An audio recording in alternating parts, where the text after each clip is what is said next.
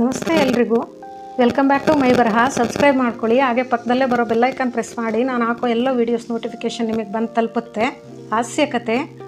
ಒಂದು ಊರಿನಲ್ಲಿ ಒಬ್ಬ ತಿಮ್ಮಣ್ಣ ಎಂಬ ಬಡವನಿದ್ದ. ಆ ಊರಿನ ಗೌಡರ ಮನೆಯಲ್ಲಿ ಒಂದು ದೊಡ್ಡ ಹಬ್ಬ ಮಾಡಿದರು. ಇವನನ್ನು ಊಟಕ್ಕೆ ಕರೆದಿದ್ದರು. ಅವರ ಮನೆಯಲ್ಲಿ ಒಳ್ಳೆಯ ಕಡುಬು ಮಾಡಿದ್ದರು. ತಿಮ್ಮಣ್ಣ ಇಂಥ ಕಡುಬನ್ನು ತನ್ನ ಮನೆಯಲ್ಲೂ ಮಾಡಿಸಬೇಕು ಎಂದುಕೊಂಡು ದಾರಿ ಉದ್ದಕ್ಕೂ ಕಡುಬು ಎಂದುಕೊಂಡೇ ಹೊರಟ. ಮರೆತು ಹೋಗದಿರಲಿ ಎಂದು ದಾರಿಯಲ್ಲಿ ಯಾರೋ ಸಿಕ್ಕಿ ಮಾತಾಡಿಸಿಬಿಟ್ಟರು. ಅವನಿಗೆ ಹೆಸರು ಮರೆತು ಹೋಯಿತು.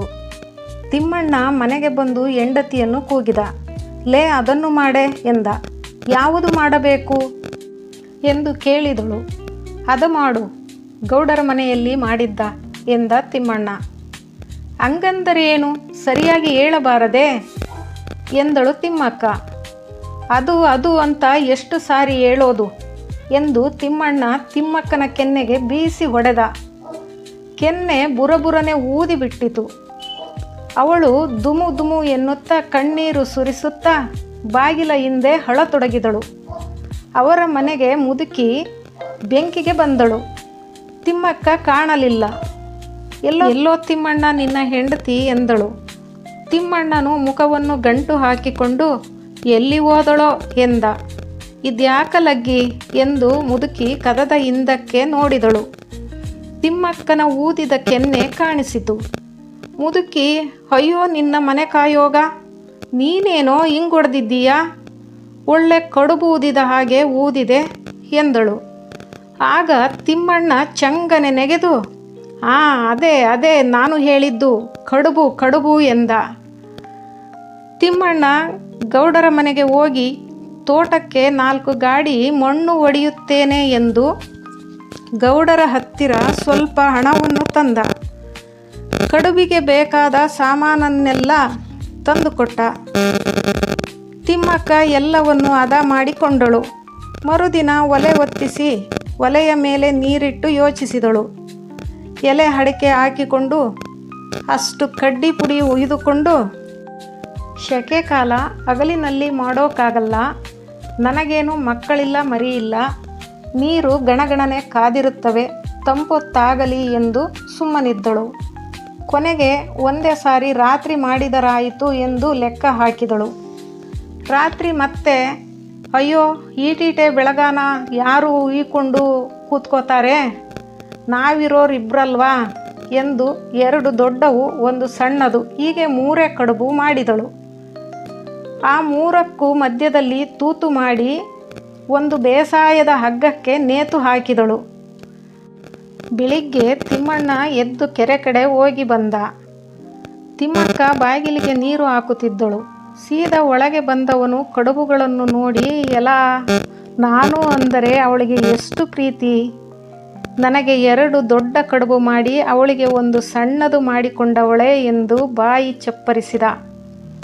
ಹೊರಗೆ ತಿಮ್ಮಕ್ಕ, ರಾತ್ರಿಯೆಲ್ಲ ಕಷ್ಟಪಟ್ಟಿದ್ದೀನಿ, ಆ ದೊಡ್ಡವು 2 ನನಗೆ, ಚಿಕ್ಕದು ಅವರಿಗೆ ಎಂದು ತಾನೇ ಲೆಕ್ಕ ಹಾಕಿದಳು. ಅವಳು ಒಳಗೆ ಬಂದ ಮೇಲೆ ನನಗೆ ದೊಡ್ಡದು ನಿನಗೆ ಚಿಕ್ಕದು ಎಂದು ಇಬ್ಬರು ಹಠ ಮಾಡಿದರು. ಕೊನೆಗೆ ತಿಮ್ಮಕ್ಕ ಗಂಡನಿಗೆ, ಇಬ್ಬರು ಈ ಗೋಡೆಗೆ ಒರಗಿಕೊಂಡು ಕೂತುಕೊಳ್ಳೋಣ, ಯಾರು ಮೊದಲು ಮಾತಾಡ್ತಾರೋ ಅವರಿಗೆ ಸಣ್ಣದು ಎಂದು ಹೇಳಿದಳು. ಗಂಡ ಹೆಂಡತಿ ಇಬ್ಬರು ಎದುರು ಬದುರಾಗಿ ಒಬ್ಬರ ಮುಖ ಒಬ್ಬರು ನೋಡುತ್ತಾ ಕುಳಿತರು. 1 ದಿನ ಕಳೆಯಿತು, 2 ದಿನ ಕಳೆಯಿತು, 3ನೇ ದಿನವೂ ಆಯಿತು. ಇವರು ಅತ್ತಿತ್ತ ಹಲುಗಲಿಲ್ಲ, ಯಾರೂ ಮಾತಾಡಲಿಲ್ಲ. ಈ ಕಡೆ ಗೌಡರಿಗೆ ಅನುಮಾನವಾಯಿತು. ಮಣ್ಣು ಒಡೆಯುತ್ತೇನೆ ಎಂದು ಹಣ ಇಸಿಕೊಂಡು ಹೋದ ತಿಮ್ಮಣ್ಣ 3 ದಿನವಾದರೂ ಬರಲಿಲ್ಲ. ನೋಡಿಕೊಂಡು ಬಾ ಎಂದು ಕುಲವಾಡಿಯನ್ನು ಕಳುಹಿಸಿದ. ಅವನು ತಿಮ್ಮಣ್ಣನ ಮನೆಯ ಹತ್ತಿರ ಬಂದು ನೋಡಿದ. ಕಸ ಗುಡಿಸಿಲ್ಲ, ನೀರು ಹಾಕಿಲ್ಲ. ಬೇಸಿಗೆ ಕಾಲ, ತರಗೆಲ್ಲ ಬಂದು ಮನೆಯ ಬಾಗಿಲಿಗೆ ತುಂಬಿಕೊಂಡಿತ್ತು. ಇದೇನು ಎಂದು ಬಾಗಿಲಲ್ಲಿ ಬಂದು ಇಣಿಕಿ ನೋಡಿದ. ಎದುರು ಬದುರಾಗಿ ಇಬ್ಬರು ಕುಳಿತಿದ್ದಾರೆ. ಮಾತೇ ಇಲ್ಲ, ಬಿಟ್ಟ ಕಣ್ಣು ಬಿಟ್ಟ ಹಾಗೇ ಇವೆ. ಕುಲವಾಡಿ 3 ಸಾರಿ ಕೂಗಿ ನೋಡಿದ. ಇಬ್ಬರು ಕಿಮಕ್ ಎನ್ನಲಿಲ್ಲ. ಅಯ್ಯೋ, ಕುಳಿತುಕೊಂಡೇ ಸತ್ತು ಹೋಗವರೇ ಎಂದು ಗೌಡರಿಗೆ ಬಂದು ಹೇಳಿದ. ಜನ ಬಂದು ಸೇರಿದರು. ಗೌಡರು ಬಂದರು. ಪಾಪ, ಕಣ್ಣು ಬಿಟ್ಟುಕೊಂಡೇ ಸತ್ತವರೆ ಎಂದು ಮಾತಾಡಿಕೊಂಡರು. ತಿಮ್ಮಣ್ಣ ತಿಮ್ಮಕ್ಕ ಮಾತಾಡಲೇ ಇಲ್ಲ. ಗೌಡರು ಹೆಣಗಳನ್ನು ಉಳಿಸುವ ಏರ್ಪಾಡು ಮಾಡಿದರು. ಚಟ್ಟವನ್ನು ಕಟ್ಟಿಸಿದರು. ಇಬ್ಬರನ್ನು ಎತ್ತಿಕೊಂಡು ಬಂದು ಚಟ್ಟದ ಮೇಲೆ ಮಲಗಿಸಿದರು.